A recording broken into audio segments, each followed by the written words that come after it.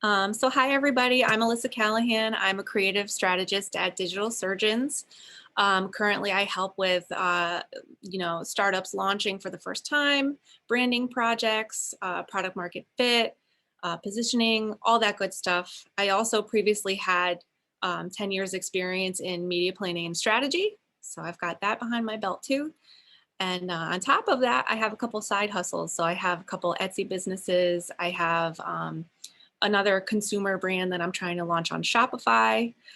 So basically, I know where you're all at, and I have a little bit of experience with what you're going through right now, and some tips to share. So that's what we're going to do today.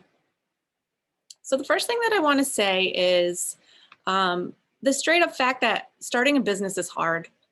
We know that there's stats around startups failing, 92% of startups fail. It takes a lot of drive and perseverance, which you all have, or you wouldn't be here today. So the reason I bring this up, something that I learned just recently is starting a business is many things.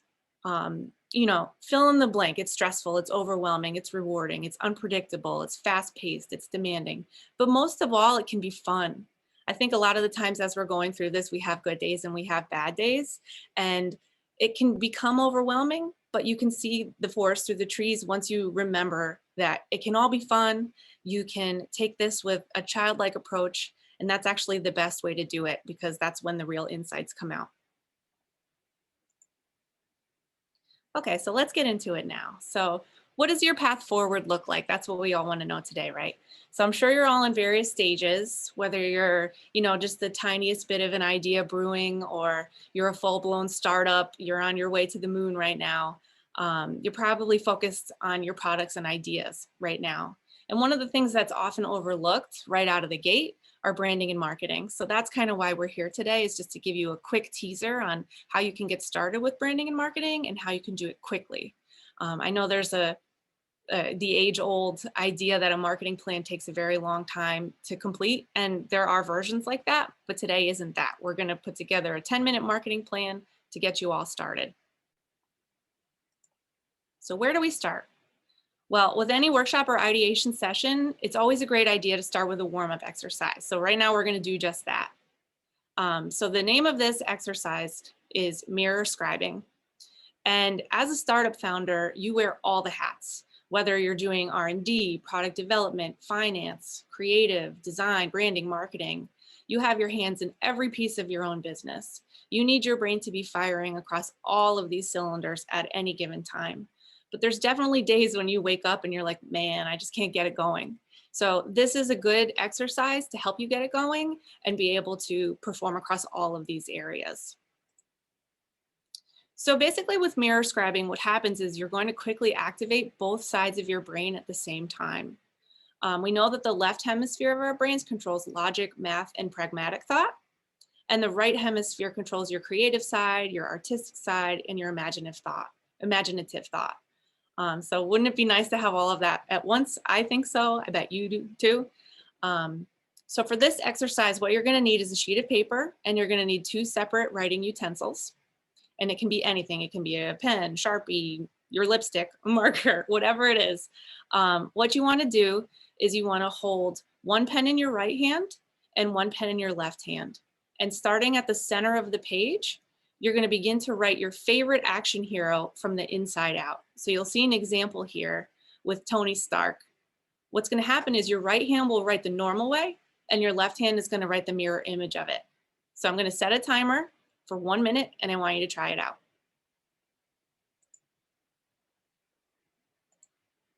So here we go.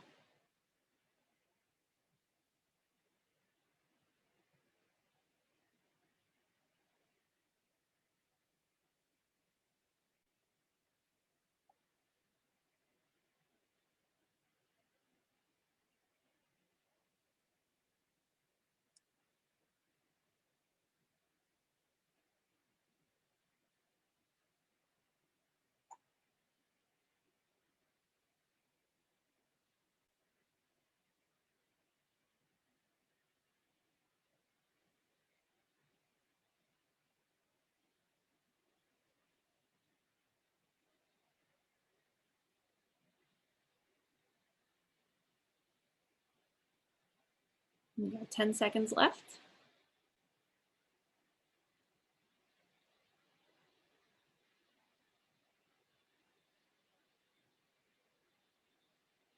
All right, time is up.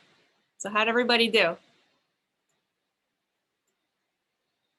Does it look something like this? If it does, then you did a good job. So I personally do a horrible job at this. It always comes out looking really awful, but that's the intention of it, right? It's to get your brain moving. It doesn't have to be beautiful. It doesn't have to be an art piece. It's just an exercise. No guilt, no shame, just to get us going. So now that we're warmed up a little bit, let's look at the journey that you're on right now. So the journey of any startup looks something like this, whether it's a flywheel format, a pyramid, a bulleted list of steps. It essentially comes down to understanding the vision for your business, defining your product or service and its value prop, developing your infrastructure and how you're actually going to sell this thing, and then defining your branding and messaging, and then finally your marketing. But all of that is really just saying you need to understand your customers. At some point, whether you succeed or you fail, it all comes down to whether or not you truly understand your customer at every point in that journey. And that's what we're going to get to today. So how do we launch and build an effective brand rapidly? So like I said before, this isn't the full marketing plan. This is the rapid 10-minute one. The key point of this is there's no singular path to success. Every successful business or brand has a unique story of how they rose to the top.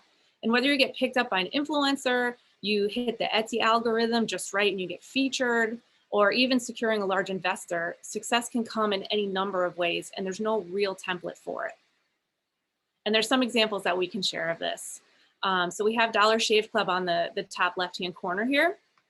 And they had the right ad at the right moment, time, and place, a video that catapulted their business into the spotlight. Bombas was a Shark Tank winner. They took to the streets and they handed out samples, full guerrilla style. Glossier was born out of a blog. There was no brand at that point, but the founders of Glossier listened to their readers and what they were interested in and what they were requesting, and they built an entire brand and product line out of that. And then Freshpet is an example of a brand that got started because they figured out a hole in the market. There was a gap. There was no refrigerated pet food and there was no way to do it. So they literally built refrigerators and plopped them right into the center of the grocery store aisle. So the point in this is there's no wrong way to do it. It's all about being in the moment and tapping into these moments or finding a gap in the marketplace and figuring out a way to put yourself in that moment. The story of Airbnb is another good one. So the Airbnb guys, I don't know if you know this, they started out renting out their bedroom. So they used that as a proof of concept to see if this would all work. And eventually they got funding. We all know this. They're however billion-dollar company right now. But the idea here is they started renting out in their bedroom. They got customers and they refined and refined and refined. And then finally they got investors and now they are the company that they are today. So the learning lesson here is get yourself out there, continue to refine, and then grow from there. So if we take this general idea of the journey, basically it comes down to two key strategies. And what those are product market fit on the left-hand side, and then you also have creating and launching your minimum viable brand and then refining it. And what I mean by minimum viable brand is that's the first version of your brand that will make it out into the world. Every brand you've ever known has started back, certainly did look how they look now. Know that your business is going to evolve and grow as you earn more customers and refine based on their feedback. So what does this actually look like? So first you have a reason why you're selling this product or entertaining this venture in the first place, right? So what are your beliefs? Why are you creating this brand? Why are you bringing it out into the world? Think about all these things and write them down because that's what's going to propel all the rest of your brand based on a foundational truth. Then you need to do a little homework. I know you're all familiar with homework. You got to research your competitors, understand the costs involved, and then see if there really is any market appetite for your brand. Will your intended audience be interested in your product? Then you can go out and make your product prototypes and interview potential customers to understand their thoughts and reactions. From there, you can adjust and optimize as needed. Once you have all that in place, then you can start to build your minimum viable brand, which is the pink box. So that's where you get into the kind of fun stuff where you determine your name and your audience and your message. You go on to make a pitch deck and a digital calling card. So that can look like anything from a quick landing page where it says coming soon, or check out, put in your email address for future updates on the brand. Anything that you can direct an investor or someone to look further into your brand and to contact you further. From there, you're going to set up your shop.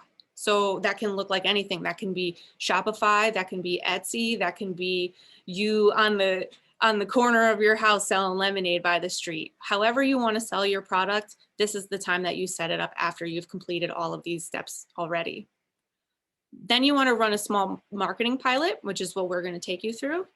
And then from there, you can decide where to pivot, pause, or persevere. And when we say pause, we mean if things seem like they're not going the way you meant them to be, pause, rethink it all, and see if there's another strategy.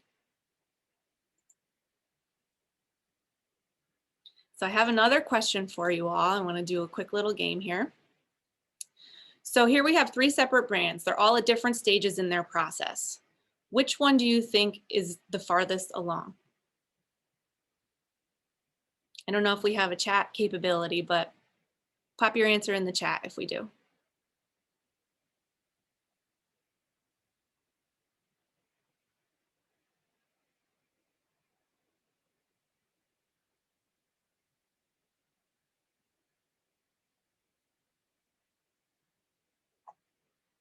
Okay, so here we go with the answers. I know A was a little bit obvious, but it was also a bit of a trick question. So A is clearly not the winner. Both B and C could be successfully launched businesses. C looks really slick and well put together, but it hasn't launched yet. That's the trick. So if your answer was C, I understand why you said that, but the key here is your brand is not far along if you haven't launched yet. You can have the most beautiful concept, and if it's not out there, you've got nothing. So candidly, B and C are actually 2 of my side hustles, and this is something that I learned myself as well. So I've been concepting C for about a year now, and it's not out there. So my bosses always joke with me saying, well, I guess you don't have a brand because you never actually launched it. B is a side project that I literally put up in maybe an hour, and I didn't put as much thought to it, and I didn't perfect it in the way that I would have liked to, and it ended up taking off. And as I got more customers, I learned more and more about how I could refine my product and adapt it to what they were asking for. And I ended up with over 3,000 sales last year. So the learning lesson in that one is you can come up with the best concept for a website. You can perfect it to the nth degree. But if you don't actually launch that, or if that's preventing you from launching, make sure you get your minimum viable brand out first. That's when you learn the most about what your customers want, and that's how you can really grow your business based on their feedback.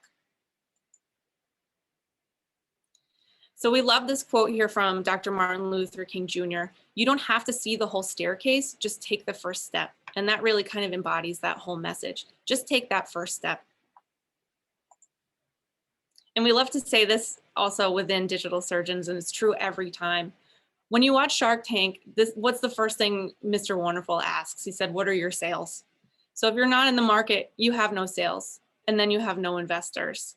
So if I see you on Shark Tank and you're not prepared to answer that question, I'm going to call you up, because I told you here today, ideas are nothing without execution. So get those sales going and get out there. So on that same note, you'll never know if your business can succeed until it's out there. It's all about observing and iteration, which means you have to adopt a constant cycle of testing and learning. Listen to what your customers are saying and don't be afraid to make changes. Changes are good and changes are crucial. Now, having said that, aesthetics do matter. People make snap judgments about your brand based on their first impressions. So keep that in mind, but don't let it stop you from making those moves. So now this pyramid is an example of what a traditional marketing plan could look like. There's certainly a time and a place for that, but today we want to act fast. So we're going to set that aside for a little bit. And if you're looking for a 10-minute marketing plan, it's coming up now for you. So we've developed this framework that we call ACT. And ACT is comprised of three key components. A is for audience segment, C is content and communication, and T is triggers and touch points. We'll go through each one of these individually. So first up is audience. So as I mentioned earlier, audience is the most important aspect of any brand or marketing strategy. If you don't know who you're speaking to, why they might be interested in your product, or what it can solve for them, you're in trouble. So first up is assessing how well you actually understand your customers. What does your audience actually care about? Is it even the right audience? How does your product or brand fit into their lives?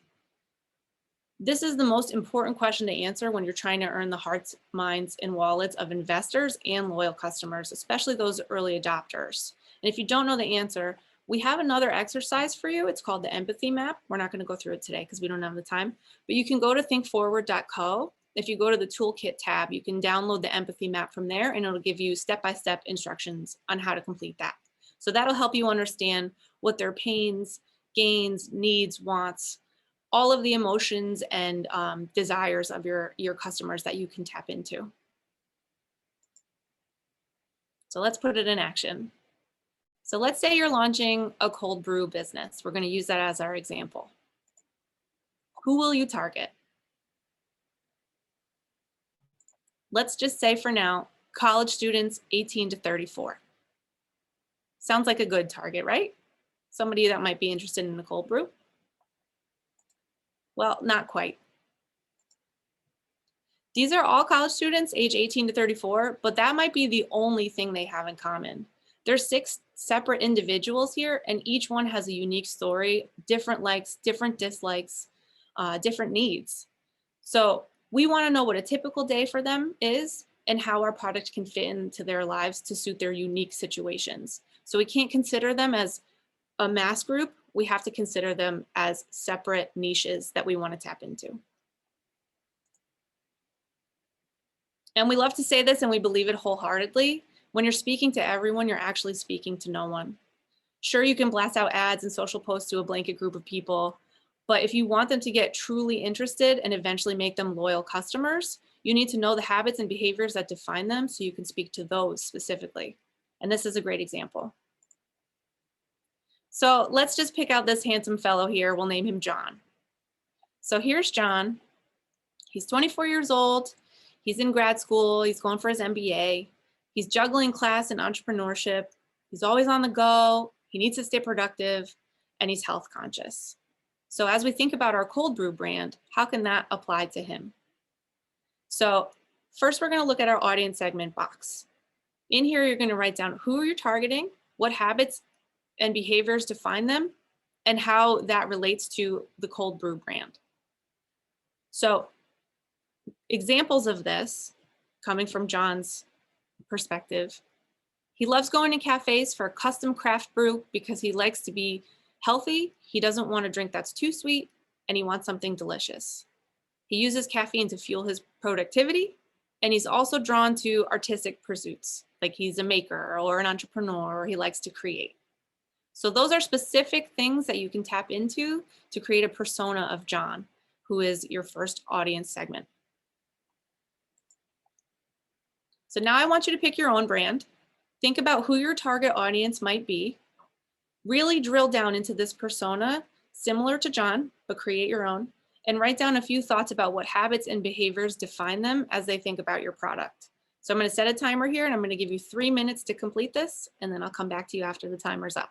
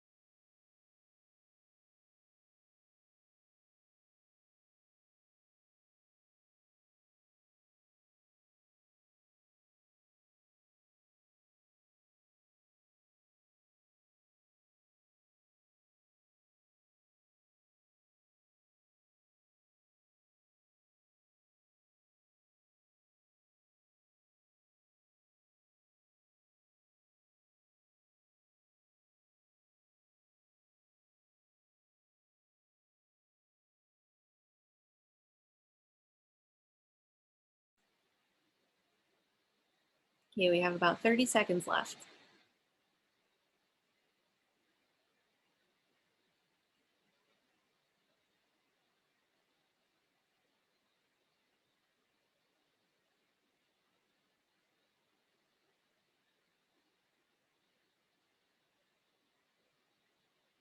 Ten seconds.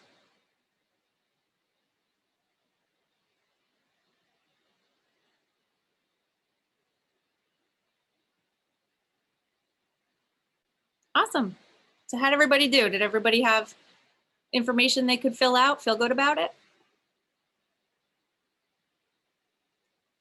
Well, I hope so, because we're moving on to the second part. So the next piece of this is the C, which is content and communication. So now that you know who your audience is, you have to speak their language. So this might be a silly example. I don't know if any of you Gen Zs on the call actually say cray cray, I doubt it. But the idea behind it isn't silly. So to be authentic and credible to your audience, you have to act and speak like them. Understand the words and the phrases that they most often use so you can reach them on that same level. And then you have to think about how language shapes the experience. So if we look at Lovesac on the left-hand side here, they use the world's most comfortable seat, the closest you'll get to sitting on an actual cloud. I don't know about you, but I want to sit on a cloud. That sounds good to me. So they purposely chose those words. Or with neuro on the right-hand side, health in your pocket that brings your ideal state of mind. All of those words and phrases came from understanding which words and phrases would resonate with their audience the most. I'm sure there was tons of testing that went behind that, and there was a complete strategy that, you know, preceded all of this. So what is it that John might want to hear about our cold brew? What is the messaging that we might want to convey to him? So one idea here is quality beans, a hint of sweetness, and uber caffeinated to power superior performance all day long. That hits the caffeine that he wants, the productivity, the little bit of sweet, and also going to power him for the entire day. So we're going to do this again. I'm going to set another timer for 3 minutes, and I want you to think about what kind of messaging or content you could use to communicate with your audience that you selected before. I'm going to do another 3 minutes.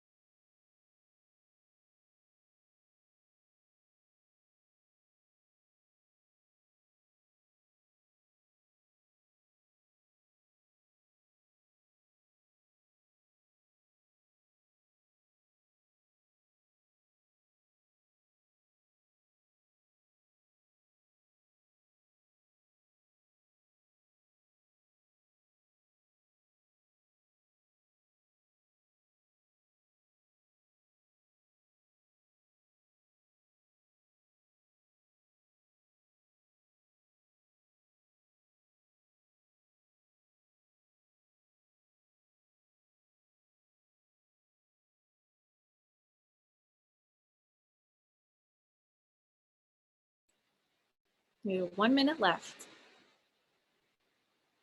And be prepared, because at the end of the third one, I'm going to call on someone to share theirs.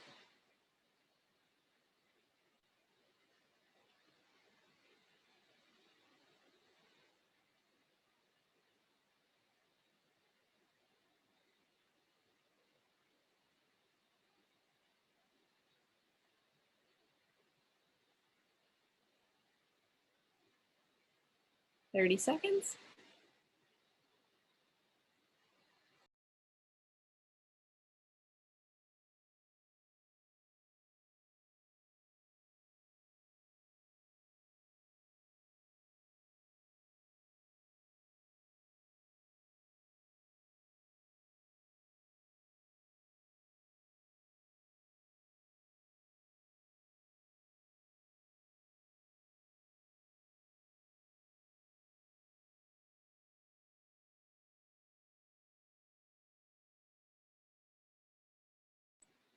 All right. So we've gone about 6 minutes so far, and we're more than halfway through our marketing plan. So the third part now here is triggers and touch points. So now that you know who your customers are and how you can speak to them, you have to determine where and how you will sell your product or service. There's tons of options out there that make it super easy to start. You don't necessarily have to have a beautiful build, a custom award-winning site, whether it's Shopify, Wix, craft fairs, Etsy, Instagram, Facebook, even retail or trade shows when the pandemic is over. Um, where you choose to sell should be determined by where your audience already is. And then in addition to that, where will you be communicating with them? They're not always the same thing. So is it Instagram? Is it TikTok? Is it Reddit? The most important thing is finding where they are and then being there too. So the real question is, how can you tap into little moments in their lives when your product might be relevant? So Berea is a great example of this. So they notice that their customers tend to listen to music while they're cooking their pasta. So to tap into that moment, they created a dual playlist and pasta timer on Spotify. So depending on which type of pasta you're cooking, they have a song that ends at the exact time that your pasta is fully cooked. So it's like a timer because the song ends right when you need to pull it out. Another example of this is just TikTok in general. So you see all kinds of brands on TikTok now, like Vineyard Vines and Fortnite. They're all tapping into these challenges to become part of that moment where people are most active. So where are the places that you can do that with your brand and tap into those inherent moments that you can just be a part of? So to bring it back to John, our future cold brew enthusiast, a few triggers and touch points that might attract him could be free productivity hacks from top high intensity, over caffeinated influencers, or maybe an Instagram campaign with some punchy visuals around those productivity hacks that run first thing in the morning and also at 3 p.m. So when are those times when he's most looking for that cold brew treat and he's in the mindset to want to purchase? So here we are at our last piece. I'm going to set another timer for 3 minutes, and I'm going to ask you to fill in which touch points, triggers, and actions in which spaces you would most reach your audience.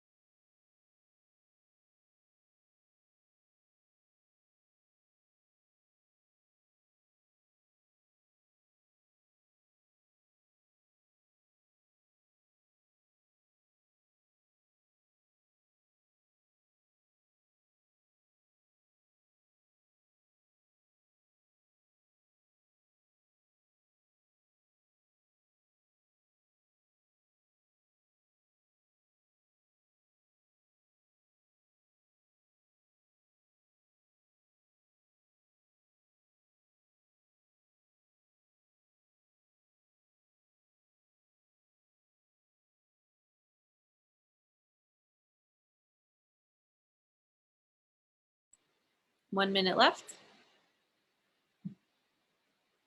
We're almost there.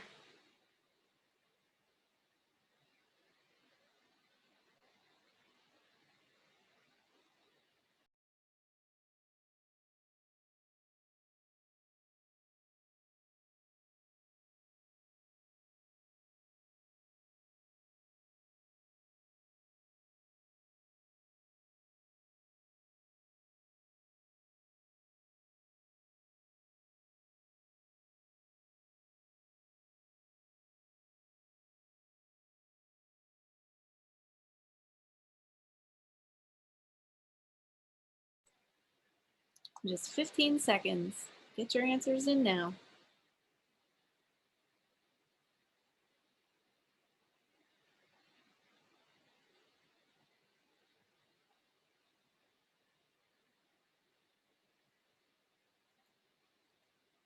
All right, so we did it. We spent 10 minutes. We put together a full marketing plan, and here it is. So we know that we're talking to John. We know he has a love of coffee, custom craft brews. He wants to be healthy, and he needs caffeine. So what are we going to do? We're going to hit him with some content and some communications that tell him exactly how our cold brew can satisfy that. So it's just a hint of sweetness, top quality beans, uber caffeinated power, superior performance all day long. Those are all things that would resonate with John and make him a little interested in our product. Then we're going to hit him with our triggers and touch points. So we're going to find him where he is and where he's most receptive to our message. So whether it's free productivity hacks from influencers or an Instagram campaign with punchy visuals around those productivity hacks at specific times during the day when he might want to hear them most, we want to be in those spots at the right time, in the right place to make sure John hears it. So here we go. Marketing plan in 10 minutes. We already have 2 tactics that we can pull out of it and 2 marketing strategies to reach someone like John. So now's the moment.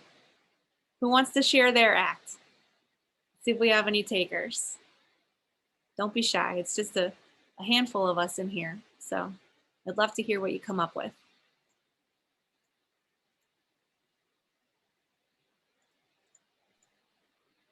And if not, I'm going to call on Joe. I can share mine if you don't mind. Oh, wonderful. Let's hear it. I did 2. I did one for a separate product outside of the cold brew idea. And this is not my idea. I just found it on Instagram once and I thought it was interesting. So the product itself would be kind of like a portable, collapsible laptop stand so that it's adjustable to your laptop size and also to the height you need it at. And then in the segment for the audience, I thought about like who would need this outside of the work from home environment once we kind of get out of COVID. So I thought about like traveling business groups, people that travel to different client sites, and people that are like leaving, they don't really have a home desk necessarily for most of the week. And when you're in the airport or whatever, wherever you are traveling. So like real estate consulting with content and communication, I think as we're selling these to professional people, like professional content, professional dialogue is really important, not really trying to make it a trendy thing or specific to a younger audience, but just like you guys are professionals, this is a professional product and something on the lines like making life easier or making life adjustable. And then targeting these people through triggers and touch points, I think LinkedIn marketing would be interesting because that's our professional social media per se, and maybe Facebook or even like blog writers that write about tech products and work from home and all of these things that I've been reading a lot of. And then like specific times, like these people probably wake up pretty early to get to the airport. So like early morning ads maybe might catch them if we want to be that specific. But that's what I have for my act approach. Awesome. Great job. That was truly fantastic. And I really loved the part about your adjustable life. Genius. I love that. So that's a perfect example. Great job. It doesn't have to necessarily be your own brand. You can use this on any brand. You can use this if you have clients that you need to do it for. It's very multi-purpose. And there's a second part to this. If you're interested in going a little bit further, you can take your triggers and touch points, all of those tactics that you identified, and you can plot them on a grid like this. Oops, sorry, I lost my place there. Hold on. Like this. So if you look at this chart as an impact versus effort chart, you want to put all of your tactics that are low effort, high impact in the sweet spot right here. So if you plot all of your tactics that are low effort or high effort, low impact in this box, you'll know which ones you want to prioritize last. If you want low impact, low effort, they go in this box. And if you have high effort, high impact, they go in this box. So all of the items that you plot into this one, which are high impact, low effort, that's where you start first.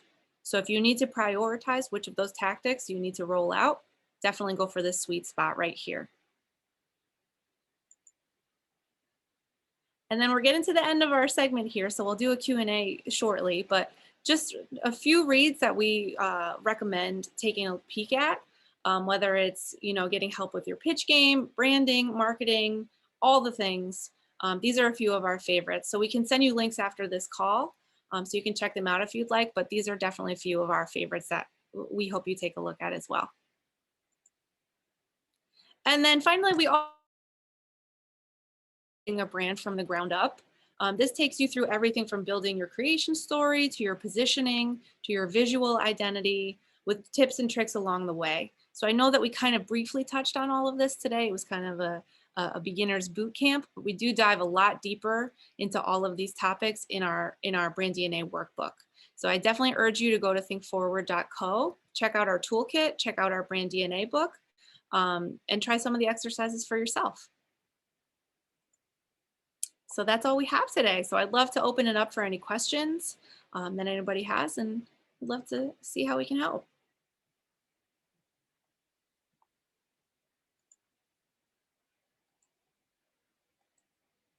Any takers, any questions?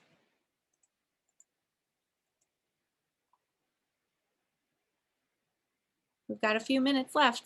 Anything is on the table. So I have a question, Alyssa.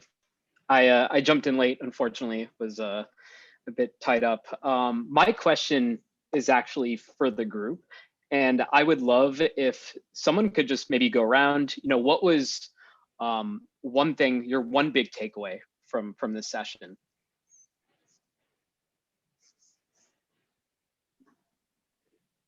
I think for me, my big takeaway is that you really need to speak to the audience with marketing and branding. I think that's a thing I think of a lot when it comes to product, building the actual physical product, but not as much when it comes to marketing and branding. But I think that's my main takeaway. That's awesome. Whoop, I think Joe was on mute, but yeah, that's perfect. That's exactly what we want you to take away from this, is that your customer is important no matter what step of the process you're in, whether it's product development, whether it's strategy, whether it's branding, marketing. Your customer always has to be first and foremost in any of those decisions. I see a lot of other folks on the call. Anyone else wanna throw their moment in? Yeah, I'll jump in. I've heard of minimum viable product before, but not minimum viable brand. But I like that concept of just kind of getting something out there, and you still have to be. It's kind of a fine line between being strategic with it, but also just to an extent starting and then developing from there. So I like what you touched on regarding that. Yeah, definitely. We see a lot of startups fall into that trap, myself included, where you get a little bit stuck because you want everything to be perfect and you want to convey it in the right way. But definitely get it out there. Definitely the minimum viable brand will at least get you started. So that's the idea there. Hi. I liked how you touched on to be very intentional behind even the smallest things when it comes to branding, to make sure you're hitting on your main target audience instead of trying to put it over like a broader umbrella of people, and like even talking about like down to the time of the day that would hit your like given audience, and like just being very intentional with like everything you do, especially when it comes to like content and distribution. I thought that was interesting. Awesome. Anyone else? Yeah, I like when you said if you try to sell to everyone, you're really selling to no one. I think a common misconception is, try to market to a wide audience and eventually it will stick to the ones that matter. But you guys did a great job of, honing in on, if you really understand your audience, then you'll get a better brand out of it. And naturally, you will get the customers that matter. Awesome. Yeah, marketing has changed. It's not the same, you put out a TV ad and you reach 50 million women 25 to 54. You have social media and you have all these different niche ways to reach people. And since we can do that, we should. We have to reach them when they're most interested and when it's most effective. Well, I think it's also interesting, Alyssa, is, riding the wave of societal trends, right? Thinking about how things in totality are right now. Like use the Super Bowl, for example, last night. I mean, that's like the marketing, the marketer Super Bowl is we're all sitting there looking at the ads and thinking about, what was the strategy and who did it right or who did it well, who didn't. And even if you look at the difference between last year and this year, last year, everyone's message was focused around really tugging at the heartstrings, right? You had Jeep rolling in silence. You had these very serious moments. Given the pandemic, everyone's campaign this year was focused around levity, right? There was a lot of music, a lot of parody, a lot of fun. So even just thinking about, how do you reach people and give them the right message at the right time, I think is really important to think about as you start to launch brands and think about what a marketing pilot or some small testing you can do, how that actually plays out in your communication and your tactics. I just wanted to quickly say there are two things that I really liked or thought were really important. One, I like the idea about ideas are nothing without execution. I think it's a very simple way to kind of phrase the truth. And as someone that ideates a lot and doesn't execute a lot, I definitely wrote that down to remind myself of that. And also it's really cool hearing from people that work in the creative space and problem solving in a creative space, because I don't think we get much exposure to that as like a traditional route or a non-traditional route that people can go down, but it seems to combine a lot of not only my personal interest, but I'm sure tons and tons of people at UConn are interested in doing something like this. So thank you guys for sharing your knowledge this hour. Yeah, right on. Of course, we're happy to share our knowledge and be part of this. Appreciate it. I have a question if no one else does. My question would be like, how does this branding work if you're doing more like personal branding rather than like for a startup? That's a great question. I So see you jumping, Joe. I can jump in on that one. So that's a really great question. I'd answer it with a question first. So as you think about your personal brand, what category are you're talking? You're talking like designer, photographer, content creator? Give me a flavor and I can hopefully paint a picture for you. Probably more like investor, like VC. Interesting. Okay, cool. So the good thing about that is, it's all self-promotion, right? It's one of the first things you learn in even design school, how to make sure you stand out, or what's most interesting about you that you want to be able to put out there in the wild. So in the case of, for me as a designer, I have a personal style. I'm all about like modern design and gaming. So you're going to see a lot of like 8-bit, and I'm going to be quippy and drop those dad jokes and gaming references. If you're playing in the VC space, you want to have that facade, right? You want to create a perception of you, and how do you communicate that back in your own messaging and your own brand? You want to be perceived as well put together, right? Making sure you're good in the details. So your brand and your pitch and anything you put out in the wild should represent or reflect that. So be really, really intentional about the dials you choose. And that's the fun thing about branding, is everything's a dial. You can turn up or turn down. The typefaces you choose, the colors you choose, the words you use intentionally, all of those are things that you can do to influence your personal brand. But you could think about it the exact same way as an organization, because at the end of the day, it comes down to the exact same thing. It's what do you believe in, and how do you get other people to believe in what you believe in? Thank you.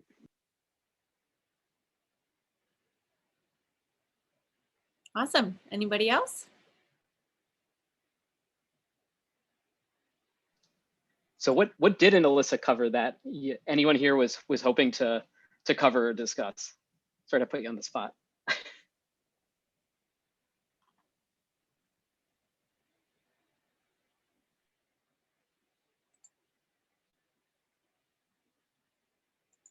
Guess I did a good job. I told them everything they need to know. Awesome. Think the silence is like silent snaps, right? I was just going to say that. I think the silence is a good thing, Alyssa. Well, awesome. Well, I had a lot of fun today. I hope you guys did too. I hope you found it really helpful and beneficial to, hopefully launching your brands. So we're always here. If you need anything, just reach out to us. I believe we're going to be sharing this presentation with you also, and we'll probably send you a few links to the book recommendations and to the site for some more toolkits and exercises that you could do at home. And yeah, I really appreciate taking the time to listen to us, and we were very happy to be part of it. Thank you so much, Alyssa. This was great. Of course, no problem.